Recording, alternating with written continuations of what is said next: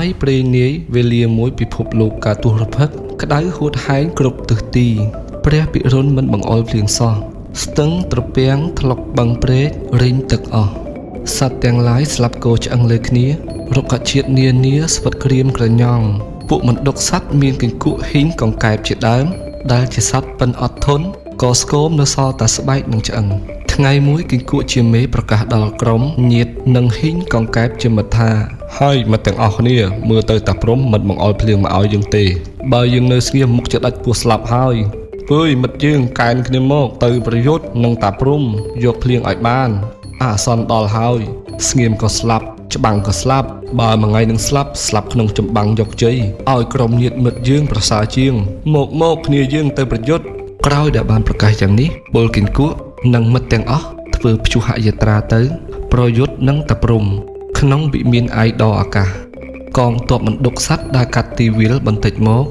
ស្រាប់តែប្រទះទ័ពមួយវងធំទៀតមេបញ្ជាការធំគិនគក់ឃើញវងពលត្រីអណ្ដែងធំខ្នាន់ខ្នាប់ខ្លួនប្រឡាក់ស្រមកដោយកំទេចធូលីនិងផេះនៃវាលស្រែមេបញ្ជាការគិនគក់ក៏សួរថាណែវើយតើកូនឯងទៅណាបានជារមៀលខ្លួនហុយដីត្រលូមឲ្យរំខានដល់កងទ័ពរបស់យើងនេះត្រីអណ្ដែងជាមេទ័ពតបថាភឿនអើយពួកមច្ឆាឲ្យយើងមកជាមួយបងត្រីក្រាំងដល់ពិនប្រសពខាងរត់ឆ្លងភ្នំនិងរាយការណ៍ដើម្បីច្បាំងនឹងតាព្រំដើម្បីយកភ្លៀងមកបំពេញបឹងស្ទឹងយើងវិញគិនគក់លើដូច្នេះអណាស់ក៏ប្រាប់កងទ័ពខ្លួនឯងមួយរំពេចនោះសំលេងជ័យយោបានលាន់ឮចេញពីទ័ពទាំងពីរក្រុមហើយទ័ពទាំងពីរនោះក៏ប្រមូលគ្នាយាត្រាទៅតាមវាលក្តៅហួតហែងទៅបន្តិចទៅក៏ស្រាប់តែឃើញវងឃ្មុំមួយមេធំហើយខ្មៅខ្មាប់លឺសូរងូងនៅលើអាកាសហើយក៏សួរទៅគិនគក់ថាណែគិនគក់ហ៊ីនត្រីអណ្ដែងត្រីក្រាំងទៅណាខ្លួនប្រឡាក់ស្រមកយ៉ាងនេះគិនគក់តបថាវើយបងឃ្មុំ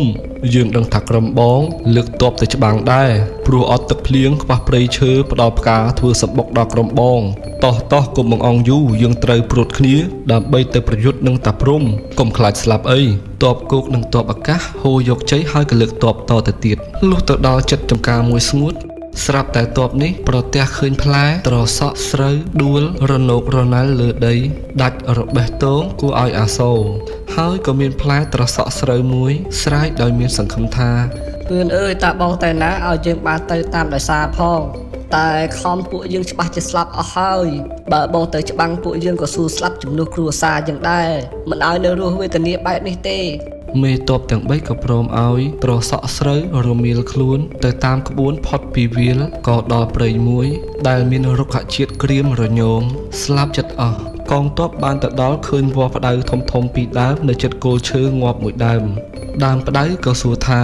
ណែភឿនតាណានឹងសន្ធឹកម្លេះភឿនមិនអាណិតមិត្តរុក្ខជាតិគ្នាយើងទេឬឃើញទេដេកស្លាប់ដោយដៃតាព្រំអស់ហើយឲ្យយើងទៅច្បាំងផងយើងនៅយ៉ាងនេះក៏វេទនាណាស់យើងស៊ូស្លាប់នៅក្នុងសង្គ្រាមដើម្បីដណ្ដើមយកជ័យមកផ្ដល់ជីវិតសត្វលោកវិញទ័ពទាំងអស់ក៏យល់ព្រមឲ្យផ្ដៅទៅតាមផងដែរក្រោយមកទ័ពទាំងអស់ក៏បានទៅដល់ឋានតាព្រំហើយគិនគក់ក៏បានបញ្ជាក់ឲ្យឃ្មុំប្រុងវាសម្រុកនៅទ្វារខាងមុខនិងទ្វារខាងក្រោយត្រីអណ្ដែងត្រីក្រាញ់ដែលប្រឡាក់ខ្លួនទៅដោយក្បុងនិងផេះឲ្យចូលទៅក្នុងពាងនិងផាងទឹកនៅមាត់ទ្វារប្រាសាទចំណែកត្រសក់ស្រូវឲ្យប្រមៀលទៅទៀបទៅនឹងជើងក្រាបរបស់អាសនៈតាព្រំគង់ចំណែកស្ដៅទៅឈរពីក្រោយសសរប្រាសាទដែលតាព្រំអង្គុយឯក្រុមគិនគក់ហ៊ីងកង្កែបជាទ័ពស្រួចជាអ្នកចូលលុកលុះចាត់ចែងស្រេចហើយទ័ពមណ្ឌុកសត្វក៏ចូលតម្រង់ទៅអាសនៈតាព្រំអាស្រ័យនៅដោយហូរសន្ធាប់យ៉ាងខ្លាំង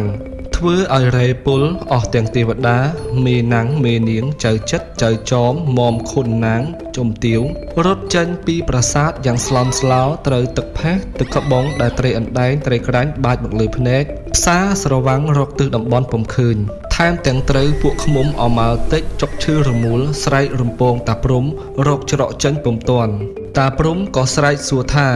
ណែវើយអាពួកគិនគក់ហ៊ីនកង្កែបទាំងឡាយឯងតាណាពួកមណ្ឌុកសត្វក៏តបថាយើងមកច្បាំងតាព្រំចោះចាអាសនៈឥតលើក្រោមក៏ជន់ត្រសក់ស្រូវរអើដួលផ្កាស្រទាំងត្រូវផ្ដៅទាំងពីរបន្ទន់ខ្លួនប្រញាប់សង្កត់កជាប់រីឯឃ្មុំក៏តិចឈឺផ្សាស្រែកចុះញោមពួកសត្វរុក្ខជាតិថាចាញ់ហើយ លឺដូច្នេះមេបញ្ជាការកិញ្កួកក៏ខត់ទ័ពឲ្យឈប់ដើម្បីដោះស្រាយបញ្ហាចោះចាញ់កិញ្កួកក៏សួរទៅតាព្រំថាមិនក៏លោកមិនបង្អល់ទឹកភ្លៀងឲ្យសត្វលោកធ្វើឲ្យស្លាប់គ្រប់ទីកន្លែងដូច្នោះគ្នាយើងមិនសុខចិត្តទេបើលោកមិនបង្អល់ទឹកភ្លៀងចុះនោះទេគ្នាយើងនឹងកំទេចវិមានលោកសម្លាប់ទាំងពលទាំងលោកពុំខានតាព្រំនឹកភ័យក៏និយាយអង្វរអស់ពលសัตว์និងរុក្ខជាតិថា សូមពួកព្រះស្ដេចកំខាំងយើងខ្លាចហើយយើងនឹងផ្ដល់ទឹកភ្លៀងឲ្យឥឡូវនេះហើយសូមអស់លោកទៅវិញចុះកំខាំងអី កិញ្កួកក៏តបថាទេកូនយើងមិនព្រមទេបើយើងទៅនោះលោកនឹងផ្ដល់ទឹកភ្លៀងឲ្យតែមួយមេហើយប្រងើយទៅនាំតែពិបាកយើងលើកទ័ពឡើងមកទៀតដូច្នេះសូមលោកសន្យាឲ្យពលពិសេសដល់ពួកយើងសិនទើបកូនយើងសុខចិត្តលុះសិនចឹងមួយសន្ទុះតាព្រំពោលថា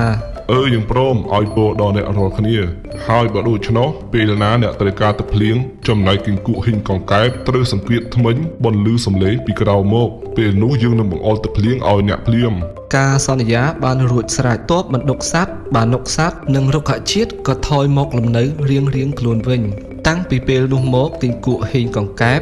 នៅពេលដែលវាត្រូវការទឹកភ្លៀងវាក៏សង្កេតថ្មិញនិងបន្លឺសំឡេងក្រតអែបអូកហ៊ីងហងពេលនោះភ្លៀងក៏ធ្លាក់មកអត្ថន័យដែលអប់រំនៅក្នុងរឿងនេះគឺកម្លាំងសាមគ្គីគឺជាការរួបរวมគ្នាជាកម្លាំងដោះស្រាយគ្រប់បញ្ហា